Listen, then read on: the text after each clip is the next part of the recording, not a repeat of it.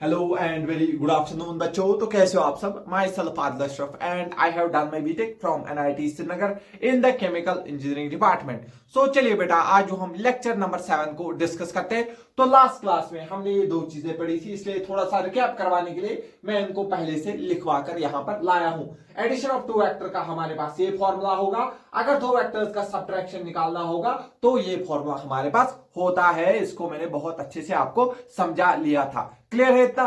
ठीक है। तो ये जो है आपको ये फॉर्मूला बार बार यूज होगा, हर एक चैप्टर में यूज होगा, इसलिए ये फॉर्मूला आपको हमेशा याद होना चाहिए। या मैं एक चीज बोलूंगा, अगर आप आईआईटी जेईई और नीट की प्रिपरेशन करते हो, आपकी रगों में खून चले या ना चले, आपकी रगों में ये फॉर्मूला जरूर दौड़ना चाहिए। ठीक है, तो चलिए इसको आप नोट डाउन करिए, एक बार देखिए, फिर हम आगे बढ़ते हैं और शुरुआत करते हैं लेक्चर नंबर 7 की। हाँ, तो चलिए अब देखते हैं। आप यहां पर देखो, ये हमारे पास ए वेक्टर है और ये बी वेक्टर है। मैं आपको कुछ जो है इंपॉर्टेंट चीजें यहां पे समझाने की कोशिश करूंगा। ठीक है, तो ये हमारे पास ए वेक्टर है, ये बी वेक्टर है। सर अगर इनके बीच में ये एंगल कितना दिया हुआ है? थीटा दिया हुआ है। क्या ये ए और बी के बीच का एंगल है? हाँ सर। क्यों? क्योंकि सर ये ए वेक्टर की टेल है और ये सर बी वेक्टर की टेल है। सर जहां पे दो टेल या दो हेड मिलते हैं दो वेक्टर के, वहीं पे जो छोटा वाला एंगल होता है वही उन दो वेक्टर्स के बीच का एंगल होता है। हाँ सर, ये समझ आ गया। सर अगर हमारे पास ए वेक्टर और बी वेक्टर के बीच का एंगल है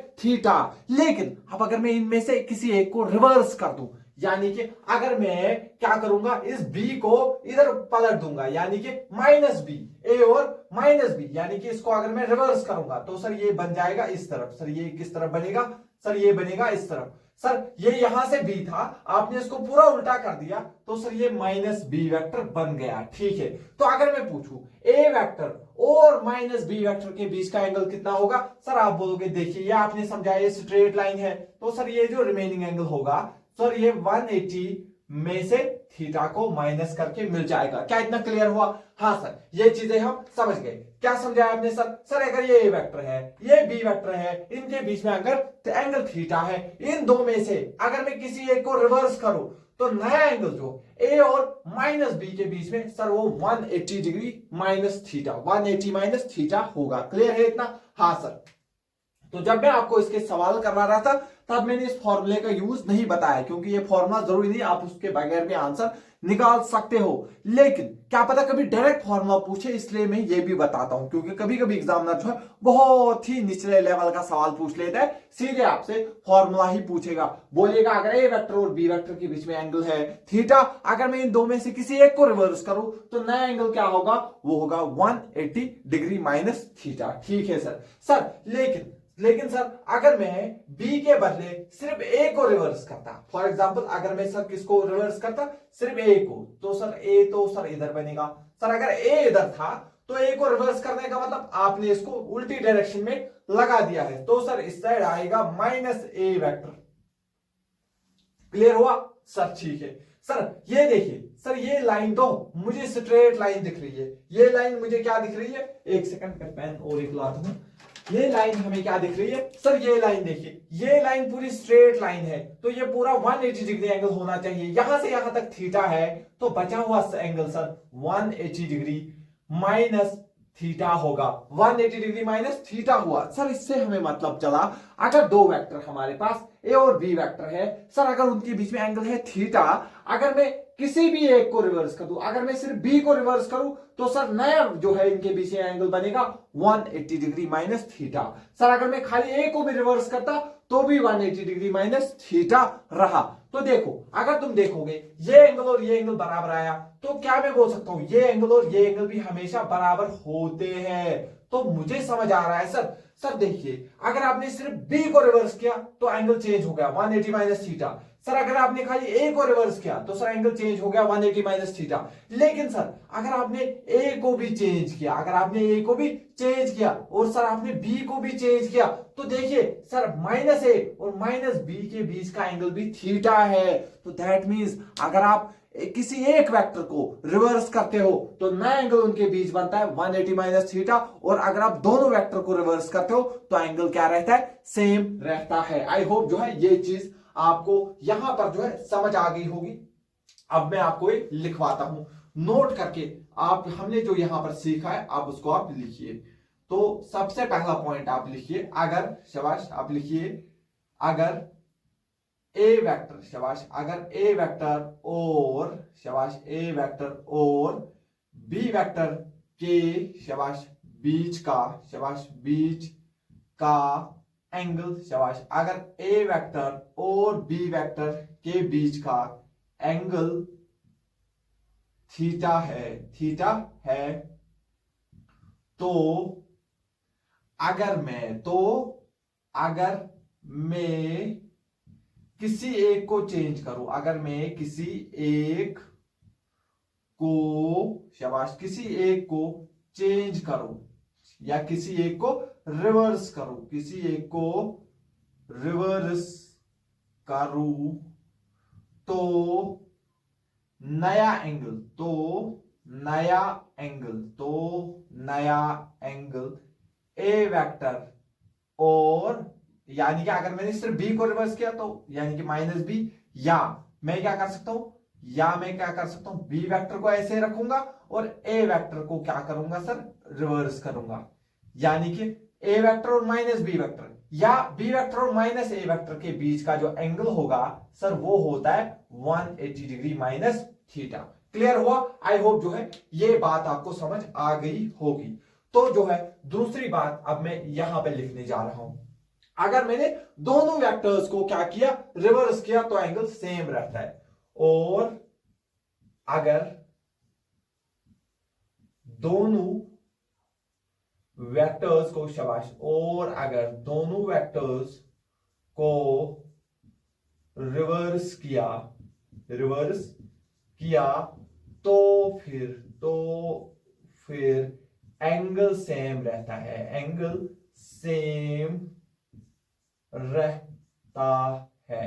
क्या रहता है, सेम रहता है। आई होप जो है ये दोनों चीजें आपको क्लियरली समझ आ गई होगी। ठीक है, तो इतना पहले आप नोट कर लीजिए। आपको ऐसे भी स्टेटमेंट पूछा जा सकता है, if the angle between two vectors is theta, if one of them is reversed, then the new angle is, आप क्या लिखोगे, the new angle will be 180 minus theta. मैं फिर से रिपीट करता हूं, अगर कोई बच्चा लिखना चाहिए तो लिख सकता है, if the angle between two vectors is theta, and if one of them is reversed, then the new angle becomes 180 minus theta. ठीक है, दूसरा point, if both of them are reversed, then the new angle will remain as the same as the initial angle. वो बराबर क्या रहेगा, जो angle हमारे पास पहले था। क्लियर हुआ? तो इतना नोट कर लीजिए, फिर हम जो है आगे चलते हैं। हाँ, तो चलिए बेटा, अब हम डिस्कस करते हैं polygon law of vector addition. तो अभी तक क्या हमने डिस्कस किया है, अभी तक हमने जो डिस्कस किया था वो हमने जो है triangle law of vector addition को डिस्कस कर लिया था।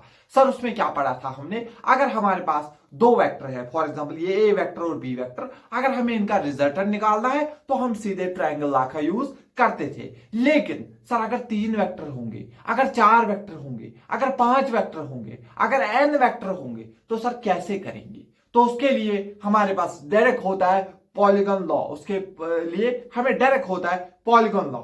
इसको जो है हम ट्रायंगल लॉ का यूज करके ही डिराइव करते हैं, लेकिन जो है डायरेक्टली हम आंसर बता सकते हैं पॉलीगन लॉ से। अगर 5 वेक्टर 6 वेक्टर, तो फिर हम कितनी बार जो है ट्रायंगल लॉ लगाएंगे, उससे अच्छा है हम डायरेक्ट उसमें पॉलीगन लॉ लगाकर आंसर निकाले। तो सर पॉलीगन लॉ कैसे अप्लाई करेंगे, बहुत ही जो है आसान तरीका मैं आपको बताऊंगा। सिर्फ एक लाइन जो है मैं आपको बताऊंगा और जो है आपके सवाल जो है आप आराम से जो है पॉलीगन लॉ को अप्लाई करना सीख जाओगे। तो सर चलिए बताइए, फॉर एग्जांपल अगर हमारे पास यहां पर है, ये पहला वेक्टर है मेरे पास ए वेक्टर, सर क्या है, ए वेक्टर। ठीक है सर, इसके हेड के ऊपर मैंने जो है सर दूसरा वेक्टर रखा है, इसका नाम है बी वेक्टर। ठीक है, ये भी मान लेता हूं। सर अब जो है बी वेक्टर के हेड के ऊपर मैंने सी वेक्टर की टेल रखी है, दैट मींस ये मेरा सी वेक्टर हो गया। देखिए सर, इसके बाद मेरे पास और एक वेक्टर है, इसको मैं बोलूंगा डी वेक्टर। ठीक है सर इसके बाद मेरे पास और एक वेक्टर, इसकी जो है हेड के ऊपर इसका टेल रखा है ई वेक्टर का। ठीक है, तो चलिए इतना अभी हमारे पास काफी है। तो अगर मुझे ए वेक्टर, बी वेक्टर, सी वेक्टर, डी वेक्टर और ई वेक्टर का रिजल्टेंट निकालना है, तो सर मैं कैसे निकालूंगा, क्या मैं आपको डायरेक्ट लाइन बता दूं या पहले सिखाऊं कैसे निकालते हैं फिर आपको डायरेक्ट? चलिए मैं पहले आपको बताता हूं इसका आंसर क्या आएगा। जब भी आपको पॉलीगॉन लॉ क्या बताता है, पॉलीगॉन लॉ की यही खासियत है, ये हमें अगर दो से ज्यादा वेक्टर्स का जो है रिजल्टेंट निकालना होगा तो हम सीधे किसका इस्तेमाल करते हैं, पॉलीगॉन लॉ से। तो सर पॉलीगॉन लॉ कैसे आंसर देगा, ये बोलता है पहले वेक्टर की टेल को, पहले वेक्टर की टेल को आखिरी वेक्टर के हेड से ज्वाइन करने वाला वेक्टर हमें रिजल्टेंट देगा, बात खत्म, हमें रिजल्टेंट देगा, बात खत्म। सर एक बार लिखवाइए, सर एक बार इस पॉइंट को लिखवाइए। क्या लिखाऊं मैं, चलिए पहले वेक्टर, शाबाश, पहले वेक्टर की टेल को, पहले वेक्टर की टेल को, शाबाश, पहले वेक्टर की टेल को लास्ट या आखिरी या लास्ट वेक्टर, लास्ट, शाबाश, पहले वेक्टर की टेल को लास्ट वेक्टर के हेड के साथ, लास्ट वेक्टर के हेड के साथ, हेड के साथ ज्वाइन करने वाला, ज्वाइन करने वाला, ज्वाइन करने वाला, शाबाश, ज्वाइन करने वाला वेक्टर, ज्वाइन करने वाला वेक्टर हमारा, शाबाश, हमारा रिजल्टेंट वेक्टर होगा, हमारा रिजल्टेंट वेक्टर, हमारा रिजल्टेंट वेक्टर होगा। क्लियर है इतना? क्या मैंने बोला, पहले वेक्टर की टेल को, सॉरी लाइट हो गई जो है, इसी वजह से जो है थोड़ा डिम आ रहा होगा, एक बार मैं चेक करता हूं क्या दिख रहा है आपको क्लियरली। हाँ ठीक है, तो मैंने क्या बोला, पहले वेक्टर की टेल को लास्ट वेक्टर के हेड के साथ ज्वाइन करने वाला वेक्टर हमें रिजल्टेंट देता है, ज्वाइन करने वाला वेक्टर हमें जो है रिजल्टेंट देता है। एक सेकंड आप रुकिए, मैं देखता हूं थोड़ा लाइट मत जो है इंक्रीज होगी। हाँ तो चलिए थोड़ा बहुत जो है लाइट जो है इंक्रीज हो गया। अब हम क्या कर रहे थे डिस्कस, पॉलीगॉन लॉ। मैंने क्या बोला, पॉलीगॉन लॉ हमें क्या बोलता है, पहले वेक्टर की टेल को पकड़ना है। क्या करना है सर, पहले वेक्टर की टेल को पकड़ना है और आखिरी वेक्टर के हेड को पकड़ना है। पहले वेक्टर की टेल और लास्ट वेक्टर का हेड, इन दोनों को ज्वाइन करना है, इन दोनों को ज्वाइन करना है और इस तरीके से ज्वाइन करना है। जो यहां पर जो है इसकी टेल और टेल मिलानी है, शॉर्ट में मैं बोलूंगा पहले वेक्टर की टेल के साथ टेल मिलाकर दूसरे वेक्टर जो लास्ट वेक्टर है उसके साथ हेड रखना है। ये जो वेक्टर होगा यही हमको क्या देता है सर, ये हमारा रिजल्टेंट वेक्टर होगा। तो सर सीधे लिखिए, सर रिजल्टेंट वेक्टर किसके बराबर आएगा, डायरेक्टली देखिए ये वेक्टर ये सीरीज में है, सबसे पहले वहीं से स्टार्ट करना है जहां पे दो पूंछे मिल रही होगी। सर यहां पर दो पूंछे मिल रही है, चलिए यहां से चलिए, छोटा रास्ता है ये बड़ा रास्ता, इधर से चलते हैं हम, ठीक है सर। सर ए वेक्टर, ठीक है सर, प्लस में सर बी वेक्टर, ठीक है सर। कोई बच्चा सोच रहा होगा क्या मैं इधर से जाऊं, इधर से जब आप जाओगे जो यहां हेड से हेड मिल रहा है वहां से नहीं जाना है, दैट मीन यहां से रिजल्टेंट मिलेगा। सर मुझे कहां से जाना है, जहां हेड और टेल मिल रहे होंगे, यहां से मैं चला सर हेड फिर टेल, सर ये सही रास्ता है। प्लस सर यहां पे सी वेक्टर, प्लस सर यहां पे डी वेक्टर, प्लस में ई वेक्टर, और ये मेरा रिजल्टेंट आ गया। डायरेक्टली जो है ये हमें रिजल्टेंट दे देता है, हमें कुछ नहीं करना होता है, पहले वेक्टर की टेल के साथ लास्ट वेक्टर का हेड को जोड़ने वाला जो वेक्टर होता है वही हमारा क्या बनता है सर, इसमें जो है रिजल्टेंट वेक्टर बनता है। तो इसी को हम बोलते हैं polygon law of vector addition. Clear हुआ? इसको पहले आप नोट करिए, या पहले मैं भी आपको दिखाता हूं ये आता कैसे, ये आता कैसे है। अगर मैं सिर्फ ए और बी वेक्टर को पहले ले लूं, क्या करूं सर, सिर्फ ए और बी वेक्टर को अगर आप ट्रीट करोगे तो सर मैं इनका रिजल्टेंट अगर R1 वेक्टर बोल दूं, अगर मैं इनका रिजल्टेंट R1 वेक्टर बोल दूं, ठीक है सर, तो सर वो क्या आएगा, क्योंकि सर ये तो सिर्फ दो वेक्टर है तो मैं यहां पे जो है ट्रायंगल लॉ लगा सकता हूं। तो सर ये R1 vector A vector plus B vector के बराबर आएगा, sir A vector plus B vector के बराबर आएगा। क्लियर हुआ? तो अगर अब मैं R1 वेक्टर और सी वेक्टर को जोड़ू, R1 वेक्टर और सी वेक्टर को जोड़ू, हो सकता है? हाँ सर, तो मैं इनके रिजल्टेंट को R2 वेक्टर बोलूंगा, ठीक है सर। ये किसके बराबर आएगा, R1 वेक्टर के, ठीक है सर, प्लस सी वेक्टर के, ठीक है सर। सर फिर मैं तो ऐसा भी कर सकता हूं सर, मैं ऐसा भी कर सकता हूं, तो चलिए इसको मैं R3 वेक्टर बोल देता हूं। तो R3 वेक्टर क्या होगा सर, R2 वेक्टर, क्या होगा सर, R2 वेक्टर, प्लस में सर डी वेक्टर, प्लस में सर डी वेक्टर। तो क्या मैं इधर से लिख सकता हूं, मेरा जो आर वेक्टर होगा क्या वो R3 वेक्टर प्लस में ई वेक्टर के बराबर होगा? हाँ सर। तो चलिए अब इसको लिखते हैं, देखते हैं क्या ये वापस इसके बराबर आएगा, ठीक है सर। मैंने आर वेक्टर को क्या लिखा है sir, R3 vector, R3 vector plus E. चलिए अब मैं R3 वेक्टर की वैल्यू वापस डालता हूं। R3 वेक्टर किसके बराबर है सर, ये है आपके पास R2 वेक्टर प्लस में डी वेक्टर और प्लस में ई वेक्टर ऑलरेडी है। क्लियर है इतनी चीज? हाँ सर, तो प्लस R2 वेक्टर की वैल्यू डाल दीजिए सर, वो है बराबर R1 वेक्टर प्लस में सी वेक्टर प्लस में ऑलरेडी हमारे पास D vector plus E vector तो है ही। क्लियर हुआ सर? इसके बाद R1 वेक्टर की वैल्यू मैं डाल सकता हूं ए वेक्टर प्लस में बी वेक्टर प्लस में सी वेक्टर प्लस में डी वेक्टर प्लस में ई वेक्टर। और क्या ये वापस आ गया वही जो मैंने आपको डायरेक्टली बोला, लेकिन खाली बोलने से काम नहीं चलता है, यहां पर दिखाना पड़ता है। आई होप जो है अब आपका जो कंसेप्ट बहुत क्लियर हुआ होगा, आपको ये समझ आ गया सर ये तो ट्रायंगल लॉ से ही आता है। लेकिन अब हम क्या करेंगे, क्योंकि बार बार हम इतनी चीजें नहीं करेंगे, लेकिन जो अच्छा सवाल होगा हो सकता है उसमें आपको ये जो है इस्तेमाल करना पड़े, इसीलिए मैंने ये मेथड भी आपको बताया। लेकिन 99% डायरेक्ट आपको इसको यूज करना पड़ेगा। तो कैसे करोगे? कुछ नहीं करना है, पहले वेक्टर की टेल और लास्ट वेक्टर के हेड्स को जोड़ना है। टेल पहले वेक्टर की टेल पर ही रखनी है और हेड लास्ट वेक्टर के हेड पे रखना है, तो वो हमारा रिजल्टेंट बनेगा। ये सीधे क्या होगा सर रिजल्टेंट, इन सबको ऐड कर दो, A vector plus B vector plus C vector D vector E vector, लेकिन ये सीरीज में होने चाहिए। यही बात जो है हमें polygon law of vector addition बोलता है। क्लियर है इतना? पहले इतना नोट डाउन कर लीजिए, फिर जो हम आगे चलते हैं। हाँ तो चलिए अब हम जो है कुछ सवाल इसके ऊपर जो है डिस्कस करते हैं, सो दैट आपकी जो है बेटर अंडरस्टैंडिंग हो जाए।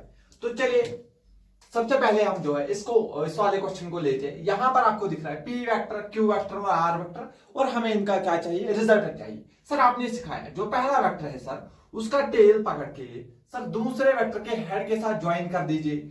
सर इसको क्या बोलेंगे सर, ये है पी क्यू आर, तो सर रिजल्टेंट को क्या नाम रखेंगे, चलिए एस रखते हैं। ये हमारे पास एस वेक्टर है, कुछ भी नाम रख सकते हो रिजल्टेंट को, ठीक है। तो सर रिजल्टेंट जो है हमारा सर वो एस वेक्टर हो गया।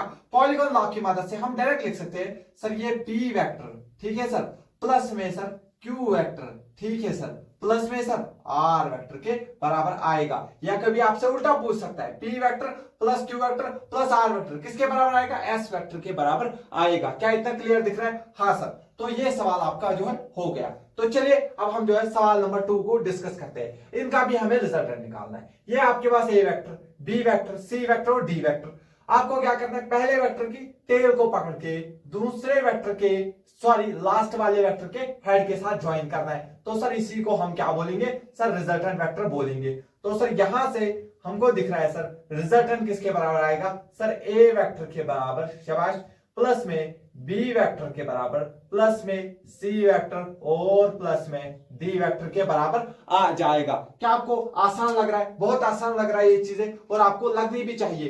काफी सारे बच्चों को ये चीजें क्लियर नहीं होती है, इसलिए जो है उनको वेक्टर समझ नहीं आता है, फिर आगे भी प्रॉब्लम होती है। ये चीजें आपको क्लियर होनी चाहिए। इसके बाद ये सवाल जो है यहां पर ए वेक्टर और बी वेक्टर हमें ऑलरेडी दिया हुआ है, तो ए वेक्टर प्लस बी वेक्टर पूछ रहा है। तो सर कुछ नहीं कहिए सर, ये तो ए वेक्टर इसी तरीके से दिया है, ठीक है, तो मैं इसको लिख लेता हूं ए वेक्टर, ठीक है सर। सर ये हमारे पास बी वेक्टर दिया हुआ है, क्या दिया हुआ है सर, बी वेक्टर, तो मैं इसको इसके जो है पहले वाले के हेड के ऊपर दूसरा वाला वेक्टर रख लेता हूं। तो सर जो इनका रिजल्टेंट आएगा ट्रायंगल लॉ से वो हम ऐसे लिख सकते हैं, ठीक है सर। तो सर जो इनका रिजल्टेंट आएगा सर वो किसके बराबर आएगा, आर वेक्टर के बराबर। तो सर हम लिख सकते हैं सर ए वेक्टर, ठीक है सर, प्लस में बी वेक्टर बराबर सर आएगा आर वेक्टर के बराबर। क्या क्लियर हुआ? ठीक है सर। इसी सवाल में दूसरा पार्ट पूछ रहा है 2a प्लस बी, यानी कि a का मैग्नीट्यूड क्या करना है, मुझे डबल करना है। a का मैग्नीट्यूड क्या करना है सर, डबल करना है। तो चलिए मैं इसको इधर करता हूं। तो लग रहा है आपको जितना a है उससे डबल लेंथ का जो है मैंने इसको बना लिया है। तो ये मेरा हो गया 2a, सिर्फ डबल करना है 2a, that means direction same लेकिन मैग्नीट्यूड डबल। b को क्या रखना है, एज इट इज रखना है। तो चलिए b को ऐसे रखते हैं। तो सर इनका रिजल्टेंट ऐसे आएगा, ठीक है सर। तो सर क्या आएगा रिजल्टेंट, तो सर रिजल्टेंट तो डायरेक्टली आएगा sir 2a vector plus b vector. इसको बस हमें ड्रॉ करना था, ठीक है, क्योंकि लिख के वहीं से है। अब ये हमें क्या कहना है, ड्रॉ करने के लिए a vector minus b vector, ठीक है। तो a वेक्टर को तो ऐसे रखो पहले, ये मेरे पास क्या हो गया सर, ये हो गया a वेक्टर। सर देखिए b वेक्टर ऐसे तो माइनस b वेक्टर एकदम उल्टा हो जाएगा। तो सर ये हो गया मेरे पास माइनस बी वेक्टर। तो सर रिजल्टेंट क्या होता है, पहले वेक्टर और आखिरी वेक्टर को ज्वाइन करने वाला। तो ये मेरे पास हो गया सर रिजल्टेंट वेक्टर, तो ये भी हमने ड्रॉ कर लिया है। इसके बाद क्या करना है, 2a, यानी कि a को क्या करना है सर, डबल करना है, a को डबल करना है। लीजिए मैंने a को डबल किया, ये मेरे पास 2a वेक्टर हो गया। b को आधा करना है सर, b को एक तो आधा करना है और उल्टा भी करना है, यानी कि b को आधा करना है और उल्टा है। तो आधा b तो इतना हो जाएगा minus b vector divide by 2। Sir इनका रिजल्टेंट इस तरीके से, पहले वेक्टर की पूंछ दूसरे वेक्टर के हेड के साथ ज्वाइन करके ये इनका रिजल्टेंट आ जाएगा। आई होप जो है आपको ये सवाल बहुत आराम से समझ आ गए होंगे। तो चलिए पहले इनको नोट कर लीजिए, फिर हम आगे चलते हैं। तो चलिए अब हम जो है और एक सवाल डिस्कस करते हैं, ये बहुत अच्छा सवाल है, चलिए इसको डिस्कस करते हैं। यहां पर सर हम कहां से स्टार्ट करेंगे सर, हमको तो कहीं पर भी जो है दो पूंछे नजर नहीं आ रही है। जब दो पूंछे कहीं पर भी नजर नहीं आ रही तो आप कहीं से भी स्टार्ट करिए। सर अब मैं कहां से स्टार्ट करूं, सर आप यहां से स्टार्ट करिए, यहीं से स्टार्ट करते हैं, ठीक है। तो सबसे पहला वेक्टर क्या है सर, ए वेक्टर, ठीक है। सर क्या ये जो है इसके हेड के ऊपर टेल है, तो सर मैं इसको डायरेक्टली ऐड कर सकता हूं, बी वेक्टर, ठीक है सर। सर इसके हेड के ऊपर इसका टेल है, तो सर सी वेक्टर, ठीक है, सी वेक्टर। ये बहुत अच्छा सवाल है, चलिए सी वेक्टर तक पहुंच गए। देखिए सी वेक्टर के हेड के ऊपर कौन सा वेक्टर है, एक्स वेक्टर, तो चलिए प्लस कर दीजिए एक्स वेक्टर, ठीक है सर। प्लस एक्स वेक्टर के ऊपर कौन सा है, वाई वेक्टर, सीरीज में चल रहा है, ठीक है सर। प्लस में एक्स के ऊपर क्या है sir, Z vector, Z vector. क्या मैं वहीं पहुंचा जहां से मैंने स्टार्ट किया, तो आंसर आएगा सर 0। लेकिन जो भी बच्चे 0 लिखेंगे तो आंसर आपका गलत हो जाएगा, क्योंकि ये मैं किसको ऐड कर रहा हूं, ए क्या है, एक वेक्टर, बी वेक्टर, सी वेक्टर, डी वेक्टर, तो रिजल्टेंट भी वेक्टर आएगा। भले ही इसका मैग्नीट्यूड 0 हो, लेकिन इसको 0 वेक्टर के साथ लिखा जाएगा। समझ में आना चाहिए आपको, ये 0 है, इन सब का मैग्नीट्यूड 0 है, लेकिन फिर भी ये जो सारे क्या है वेक्टर्स का सम करके भी एक वेक्टर ही आएगा। भले ही वो 0 हो, उसको नाम क्या दिया जाता है, 0 वेक्टर नाम दिया जाता है। क्लियर आपको होना चाहिए, वेक्टर का सम हमेशा वेक्टर देता है, या वेक्टर का सब्ट्रैक्शन हमेशा वेक्टर देता है। इसीलिए आपको याद होना चाहिए, चाहे इनका भले ही इनका जो है मैग्नीट्यूड 0 हो, लेकिन उसके साथ वेक्टर का साइन जरूर रहेगा। इसी को हम जो है 0 वेक्टर बोलते हैं। इसीलिए हमने जो है 0 वेक्टर का इन्वेंशन हुआ था, अदरवाइज 0 वेक्टर जो है कोई अलग चीज नहीं होती है। इसी के लिए, क्योंकि वेक्टर का सम भी वेक्टर होगा, इनका सब्ट्रैक्शन भी वेक्टर होगा, सो दैट जो हम अब इस 0 को कैसे रिप्रेजेंट करें, इसको हमने नाम दिया 0 वेक्टर। 0 वेक्टर क्या होता है सर, 0 वेक्टर होता है जिसका मैग्नीट्यूड क्या होता है, 0, whose मैग्नीट्यूड इज 0। मैग्नीट्यूड क्या होगा, 0। और सर इसकी डायरेक्शन, क्योंकि इसका मैग्नीट्यूड 0 है, ये एक पॉइंट की तरह भी नहीं होगा, इसका कुछ मैग्नीट्यूड नहीं होगा, तो इसकी डायरेक्शन कुछ भी नहीं होगी, आर्बिट्रेरी डायरेक्शन। तो इसकी डायरेक्शन क्या होती है सर, इसकी आर्बिट्रेरी डायरेक्शन होती है, यानी इसकी कोई भी डायरेक्शन नहीं होती है। ये सवाल इसीलिए इंपॉर्टेंट है क्योंकि मैंने पहले 0 वेक्टर का डिस्कशन नहीं किया था, क्योंकि वहां पे इसका समझ जो है आपको नहीं आता, इसलिए मैं इसको यहां पर ही समझा रहा हूं। 0 वेक्टर क्या होता है, whose मैग्नीट्यूड इज 0, जिसका मैग्नीट्यूड 0 होगा और उसकी डायरेक्शन आर्बिट्रेरी होता है। ये क्यों जरूरत आता है, क्या आपको समझ आ गया, क्योंकि यहां पे मैंने इन सब वेक्टर्स को ऐड किया और इनका जो मैग्नीट्यूड आया 0, लेकिन मुझे इसको रिप्रेजेंट करना है एज 0 वेक्टर। तो अब देखोगे सर आप डायरेक्टली कैसे बोलेंगे कि आपको ये सारे जो है सीरीज में साइक्लिक ऑर्डर में जब भी हमारे पास वेक्टर होंगे, जहां से स्टार्ट हुए वहीं पे खत्म हो रहे होंगे, तो जब भी हमारे पास एक साइक्लिक ऑर्डर में ये होंगे तो सर इनका रिजल्टेंट 0 भी आता है हमेशा। लेकिन ये पूरा यहां पर जो है कंप्लीट साइकिल होना चाहिए, आधा अधूरा साइकिल नहीं होना चाहिए, ठीक है। इतना क्लियर हो गया, चलिए इसको नोट कर लीजिए, फिर हम आगे चलते हैं। तो चलिए बेटा अब हम डिस्कस करते हैं parallelogram law of vector addition, parallelogram law of vector addition. तो ये हमें क्या कह रहा है, यहां पर जो है इसका डेफिनेशन आपको नजर आ रहा होगा। ये हमें कह रहा है अगर हमारे पास दो कोइनिशियल वेक्टर्स होंगे, सर कोइनिशियल वेक्टर क्या होते हैं सर, जो उनका जो है इनिशियल पॉइंट सेम होगा। अगर हमारे पास दो कोइनिशियल वेक्टर्स होते हैं तो क्या होता है सर, अगर हम ये हमारे पास ए वेक्टर ये बी वेक्टर, ये हमारे पास क्या है, दो कोइनिशियल वेक्टर्स है, तो कह रहा है इनसे क्या बनेगा, अगर हम इसको कंप्लीट करके ऐसे जो है एक क्या बना ले, पैरेललोग्राम बना ले, इससे एक पैरेललोग्राम बना ले, तो इसका जो ये वाला डायगोनल है, इसका जो ये वाला डायगोनल है, ये हमें रिजल्टेंट देगा, यानी कि ये हमें देगा ए vector plus B vector, A vector plus B vector, यानी कि ये हमें एडिशन ऑफ टू वेक्टर्स देगा। ये हमें क्या देगा? Addition of two vectors. और कह रहा है जो इसका ये दूसरा वाला जो है इसका डायगोनल होगा, जो इसका दूसरा वाला डायगोनल होगा, ये वाला डायगोनल जो इसका होगा, कह रहा है ये आपको देगा सब्ट्रैक्शन ऑफ टू वेक्टर्स, यानी कि डिफरेंस ऑफ टू वेक्टर देगा। ए वेक्टर माइनस बी वेक्टर जो है ये हमारे पास देगा। समझ आ गया? क्या सिंपल है ये। कह रहा है अगर आपके पास दो कोइंसिडेंट वेक्टर होते हैं तो इसका जो एक डायगोनल होता है पैरेललोग्राम का, ये वाला डायगोनल हमें A vector plus B vector यानी कि एडिशन ऑफ वेक्टर देता है, और दूसरा डायगोनल जो है वो आपको सब्ट्रैक्शन ऑफ वेक्टर्स देता है। क्या इतना क्लियर हुआ? सर ये कैसे आता है? अगर आप ध्यान से देखोगे, क्या मैं इसे बी वेक्टर को पैरेलली शिफ्ट नहीं कर सकता? हाँ सर आप कर सकते हो। तो सर अगर आप इसको पैरेलल शिफ्ट करोगे, अगर आप इसको बी वेक्टर को उठा के ऐसे पैरेलली शिफ्ट करोगे तो सर ये यहां पर आ जाएगा, तो सर ये यहां पर आ जाएगा। तो सर हमको तो सीधे दिख रहा है A vector plus B vector equal to R vector triangle law से। तो वही यानी कि ये जो है सब कुछ कहां से हम देख सकते हैं। अगर आपको ट्रायंगल लॉ क्लियर है तो आपको सारी चीजें आराम से समझ आ जाएगी। तो डायरेक्टली ए वेक्टर अगर मैं इसको पैरेलल शिफ्ट करूं, B vector equal to R vector, यानी कि ये जो है ट्रायंगल लॉ ही है। अब इसको दूसरे तरीके से इससे रिप्रेजेंट किया हुआ है। तो यही जो होता है, यानी कि मैं क्या कर सकता हूं, इस वेक्टर को यहां ले सकता हूं और इसको यहां ले सकता हूं। चलिए अगर ये यहां था तो इसको यहां लिया, तो रिजल्टेंट इनके बीचों बीच आता है। इससे हमें एक चीज जो बहुत अच्छे से समझ आती है, जो रिजल्टेंट है वो हमेशा दो रिजल्टेंट्स के दो वेक्टर्स के बीचों बीच से, जब वेक्टर जो है टेल टू टेल ज्वाइन होंगे तो रिजल्टेंट हमेशा दो वेक्टर्स के बीचों बीच से गुजरता है। सबसे पहली चीज जो हमें इससे पता चला, रिजल्टेंट, ये आपको जो है बहुत इंपॉर्टेंट आगे काम आएगा। रिजल्टेंट हमेशा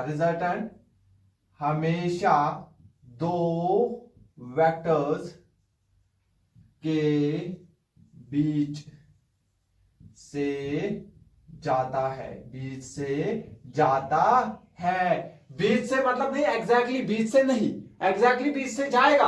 अगर ये दोनों बराबर होंगे तो बिल्कुल बीचों बीच जाएगा, लेकिन अदरवाइज इनके दरमियान ही होगा, या इधर ऐसे नहीं हो सकता। इस इनके बाहर जो है रिजल्टेंट नहीं जा सकता। रिजल्टेंट हमेशा यहां से या यहां से या यहां से या यहां से या एग्जैक्टली बराबर से भी जा सकता है अगर दोनों बराबर होंगे। यानी कि पहली चीज जो हमने सीखी, जो रिजल्टेंट होता है ए वेक्टर और बी वेक्टर, यानी कि किन्हीं भी दो वेक्टर्स का जो रिजल्टेंट होता है वो हमेशा उनके दरमियान से गुजरता है। तो अगर हम इन दो कोइंसिडेंट वेक्टर्स को ज्वाइन करेंगे और एक पैरेललोग्राम बनाने की कोशिश करेंगे तो इसका जो एक डायगोनल है वो हमें A vector plus B vector addition of vector देता है, और जो दूसरा डायगोनल है वो सब्ट्रैक्शन ऑफ वेक्टर्स देता है। सर ये तो समझ आ गया, सर ये कैसे आया, डिफरेंस कैसे आया? तो मैं अगर आपको समझाना चाहूं कैसे ये आएगा, अगर हम क्या कोशिश करेंगे, अगर हम बी वेक्टर को रिवर्स करेंगे, अगर हम बी वेक्टर को क्या करेंगे, चलिए यहां पे आसान है, ए वेक्टर को, चलिए ए वेक्टर को अगर हमने रिवर्स किया तो सर ये हो गया माइनस ए वेक्टर। क्या हो गया सर? ए वेक्टर को अगर रिवर्स किया तो माइनस ए वेक्टर, तो सर ये माइनस ए वेक्टर, ये बी वेक्टर, तो सर क्या, तो रिजल्टेंट तो सर इनके बीचों बीच से आता। सर रिजल्टेंट क्या आएगा? इधर से आएगा, रिजल्टेंट इनके बीचों बीच से आएगा। तो क्या हमें जो है ये दूसरी डायगोनल ने क्या दिया?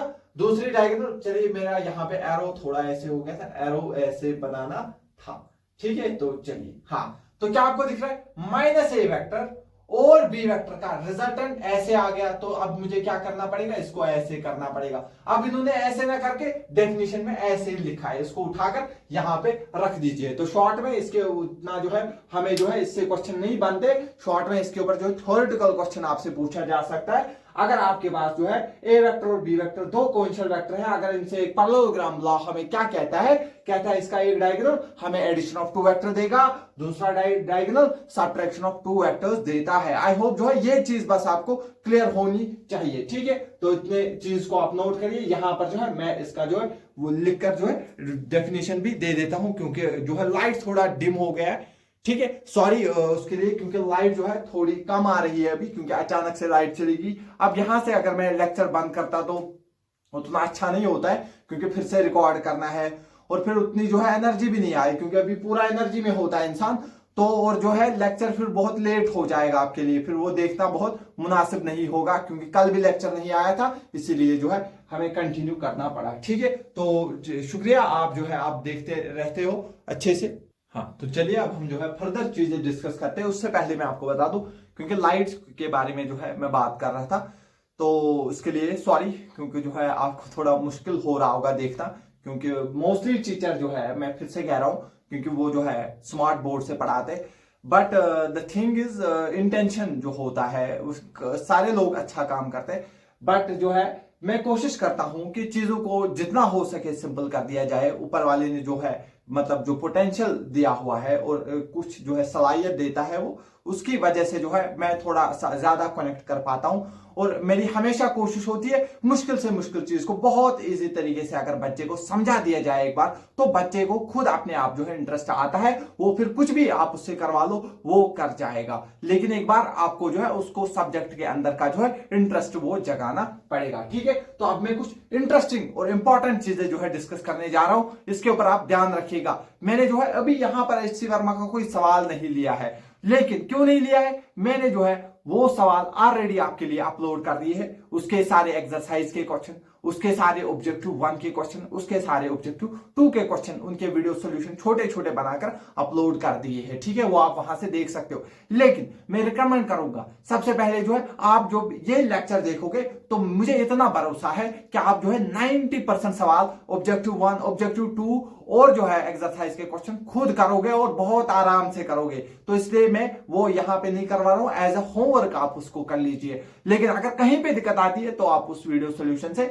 मदद ले सकते हो। ठीक है, तो वो एक काम जो है, क्योंकि अगर मैं वो चीजें भी यहां डिस्कस करूंगा तो वीडियो की लेंथ जो है वो बढ़ जाएगी, उससे जो है फजूल में जो है जो अच्छी चीजें हैं वो हम फिर डिस्कस नहीं कर पाएंगे, क्योंकि वो तो ऑलरेडी मैंने अपलोड किया है। अब किसी बच्चे को 90% सवाल खुद से आ रहे हैं, तो दैट मीन्स मैं अगर उसको यहां पे वो भी करवाऊंगा तो स्पून फीडिंग हो जाएगी। यहां पे मैं कुछ अच्छे सवाल करवाऊंगा जिनमें जो एग्जाम में ज्यादा इंपॉर्टेंस होगा। ठीक है, तो कुछ चलिए अब मैं आपको फिर से एक बार समझाता हूं, ये ध्यान से देखिए। ये हमारे पास क्या है, ए वेक्टर, और अगर मेरे पास क्या होगा इधर से सर बी वेक्टर, तो सर ये तो बहुत आसान है सर, हम इसका रिजल्टेंट जो है बहुत आराम से लिख सकते हैं। आपने ट्रायंगल लॉ से सिखाया सर, ये बराबर होगा ए वेक्टर प्लस बी वेक्टर। तो बस इसी को क्या है, पॉलीगॉन लॉ में थोड़ा सा जो है इसी को अलग तरीके से रिप्रेजेंट किया गया है। इसने क्या ए वेक्टर को ऐसे रखा है, बी वेक्टर को पैरेलल शिफ्ट करके यहां पर ले आया है। ठीक है, तो ऑब्वियसली रिजल्टेंट जो है वो वही के वही रखा है।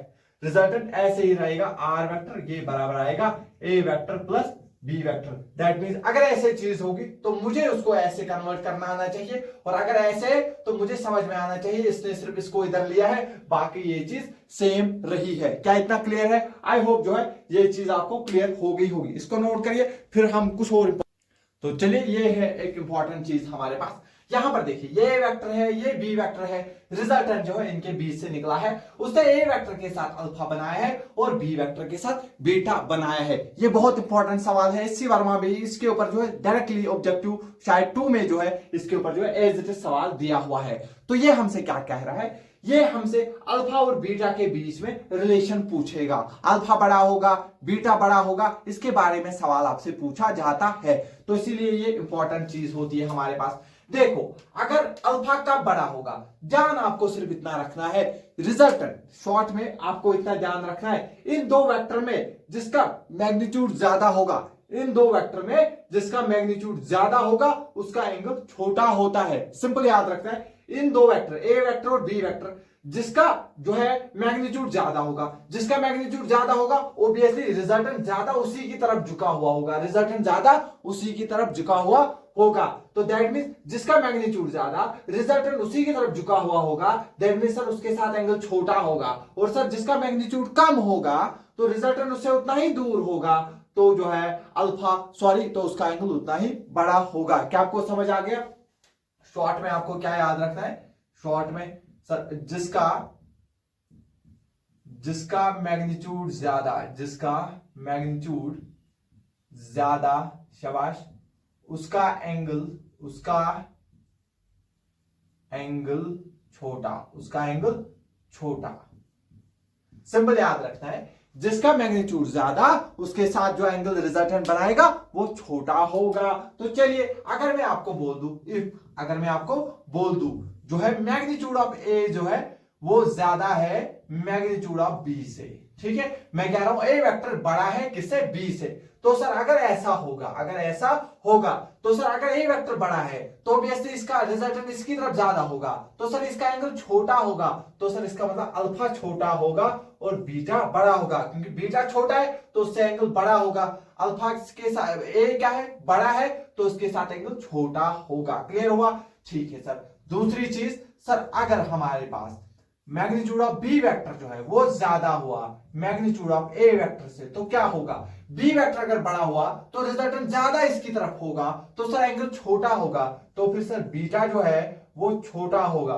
बीटा क्या होगा सर, छोटा होगा अल्फा से, बीटा छोटा होगा अल्फा से। ठीक है सर, लेकिन सर ऐसा भी तो हो सकता है ये दोनों अगर बराबर होंगे, अगर दोनों का मैग्नीट्यूड बराबर होता है सर, अगर ए वेक्टर और सर बी वेक्टर का जो है सर मैग्नीट्यूड अगर बराबर हुआ, अगर ए वेक्टर और बी वेक्टर दोनों का मैग्नीट्यूड सेम है तो रिजल्टेंट एकदम बीचों बीच जाएगा।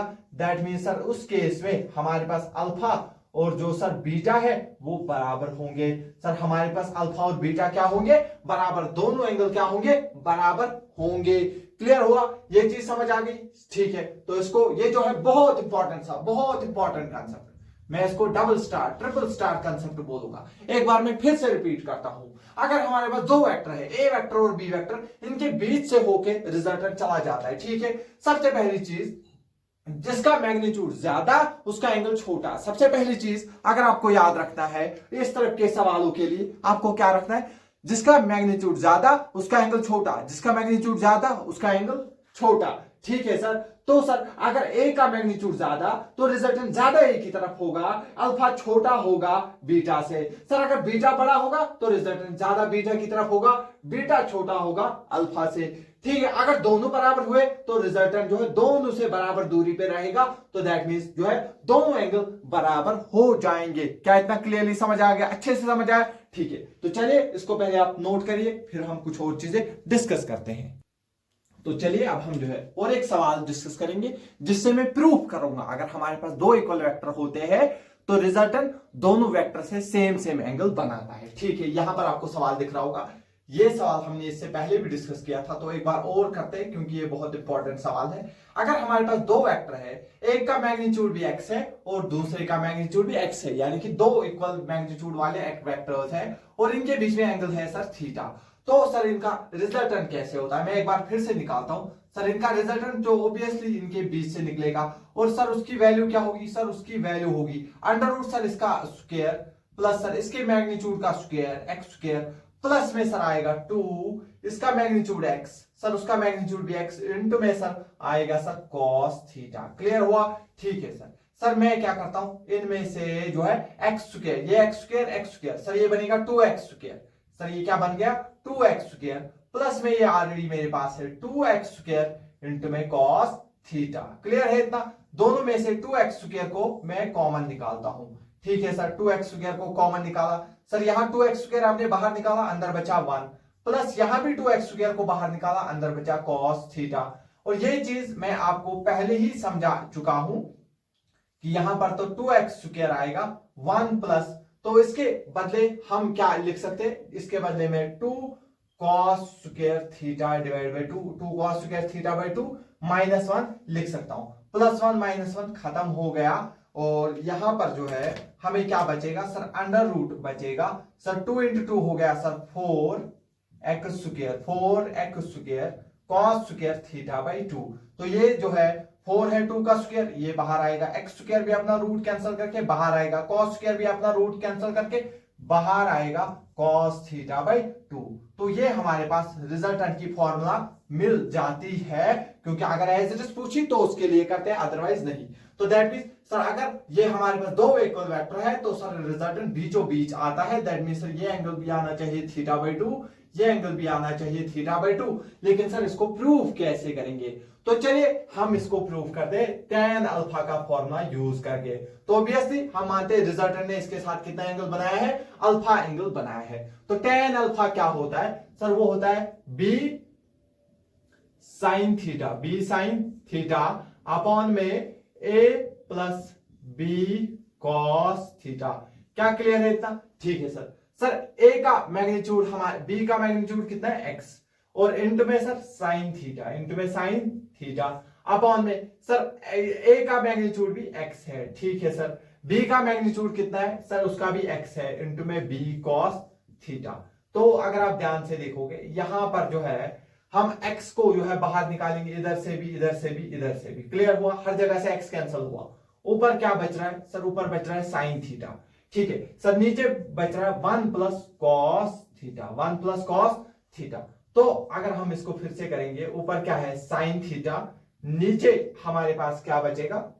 ध्यान से देखो तो नीचे हम 1 प्लस cos थीटा को फिर से एक सेकंड मैं इसको देखता हूं एक बार। हाँ तो ठीक है, यहां पर जो है एक चीज हमें इसको करना है। यहां पर देखिए साइन थीटा को हम क्या लिख सकते हैं सर? इसको लिख सकते हैं ट्वाइस साइन θ/2 cos θ/2। ये फॉर्मूला हम बेसिक मैथ में जो है कवर करते हैं। 1 प्लस इसका फॉर्मूला भी मैंने बताया सर, क्या होता है? 2 cos स्क्वायर θ/2 माइनस 1। ये और ये हो गया कैंसल, 2 और 2 भी हो गया कैंसल। एक cos से एक cos θ/2 कैंसल हो गया। साइन अपॉन cos होता है सर tan, और सर ये हो गया θ/2। और यहां से है हमारे पास tan alpha tan θ/2, tan alpha tan θ/2 बराबर है। दैट मींस ये एंगल भी बराबर होने चाहिए। That means alpha equal to θ/2।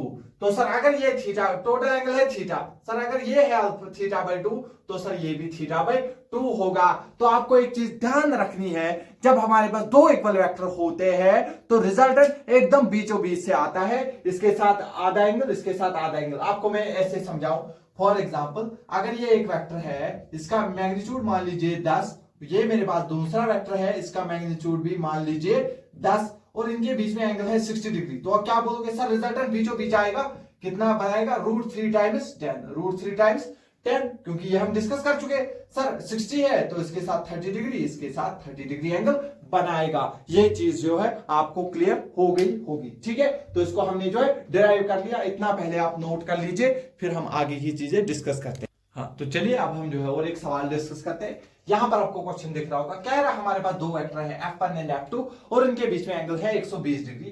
कह रहा है अगर मैं इनमें से किसी भी एक को रिवर्स कर दूं, चलिए हम मानते हैं हम F2 को क्या करते हैं? रिवर्स करते हैं, -F2 बनेगा। तो ऑब्वियसली अगर ये एंगल 120 है, अभी हमने देखा अगर हम किसी भी एक वेक्टर को सिर्फ रिवर्स करते हैं तो एंगल बनेगा 180 minus theta, 180 minus 120, that means ये एंगल बनेगा 60 डिग्री। और कह रहा है जो इनके बीच में पहले रिजल्टेंट था, मान लीजिए वो x था, वो कह रहा है अब वो हो जाएगा √3 टाइम्स पहले रिजल्टेंट के बराबर, दैट मींस √3 टाइम्स x। ठीक है, तो ठीक है, तो मुझे तो यहां से डायरेक्टली दिख रहा है जब भी एंगल 60 डिग्री होता है √3 टाइम्स तभी रिजल्ट हमारे पास आता है। अगर ये भी क्या होगा? इसका मैग्नीट्यूड भी x होगा, सर इसका मैग्नीट्यूड भी x होगा, दैट मींस F1 और F2 दोनों का मैग्नीट्यूड x होगा। और सर जब F और F2 क्या दोनों का मैग्नीट्यूड क्या है? x है, और एंगल 120 है, तो रिजल्टेंट बराबर इनके बराबर ही आएगा। दैट मींस पहले x होगा, बाद में √3 टाइम्स x होगा। दैट मींस मुझे जो है समझ आ गया डायरेक्टली, वरना ये बहुत बड़ा सवाल है लेकिन मुझे डायरेक्टली समझ आ गया। पहले एंगल 120 है, कुछ रिजल्टेंट मैंने माना x। कह रहे हैं जब इसको आप उल्टा करोगे तो नया एंगल 60 डिग्री, कह रहा है √3 टाइम्स पहले, दैट मींस पहले अगर x था तो ये √3 टाइम्स x होगा। दैट मींस दोनों वेक्टर का मैग्नीट्यूड अगर सेम होगा और एंगल 120 होता है तो रिजल्टेंट भी उनके बराबर ही आता है। क्लियर हुआ? और जब हम पलटते हैं एंगल 60 हुआ तो वो √3 टाइम्स आता है। दैट मींस दोनों वेक्टर्स का मैग्नीट्यूड सेम होगा, और वो हमसे पूछ रहे हैं F1 vector upon F2 vector, x upon x क्या होगा? तो आंसर आएगा 1। तो ये जो है कुछ सेकंड में आपका आंसर जो है डिस्कस हो गया है। क्लियर है? तो चलिए इस लेक्चर में हम इतना ही रहने देते हैं, क्योंकि अभी जो है लाइट भी थोड़ा सा डिम हो रहा है। तो चलिए इतना आप जो है इस लेक्चर को जो है मैं आपको रिक्वेस्ट करता हूं, इसको जो है आप देख लीजिए। आई होप, जो मुझे पता है कि थोड़ा सा आपको इसमें दिक्कत होगा क्योंकि लाइट जो है उतना अच्छा नहीं आ रहा था, बट फिर भी मैंने जो है जितना कंटेंट डिलीवर करना था वो सारा जो है अच्छे से जो है कवर कर लिया है, और जो है कुछ इंपॉर्टेंट चीजें इसमें मैंने बताई है, वो चीजें आप जो है प्लीज अच्छे से कर लीजिएगा। कि एज अ टीचर मैं आपसे एक रिक्वेस्ट करता हूं अपने स्टूडेंट से, इस वीडियो को आप थोड़ा अच्छे से देखिएगा और कमेंट करके बताइएगा कि आपने ये लेक्चर पूरा देखा, आपको मजा, वरना मुझे रहेगा शायद मेरा ये वाला लेक्चर अच्छा नहीं हुआ तो क्या बच्चे दूसरा लेक्चर देखेंगे या नहीं। तो आप कमेंट करिएगा सर हमने ये लेक्चर देख लिया है, तो इससे अगला वाला लेक्चर जो है एकदम नेक्स्ट लेवल पे होगा, जिसमें हम यूनिट वेक्टर के बारे में डिस्कस करना स्टार्ट कर देंगे, ठीक है। और मैग्नीट्यूड ऑफ द वेक्टर मैं आपको मैं मास्टर बनाऊंगा, ठीक है। तो चलिए मिलते हैं नेक्स्ट लेक्चर में, तो तब तक पढ़ते रहिए, अच्छे से खेलते रहिए, सुस्त रहिए, खुश रहिए।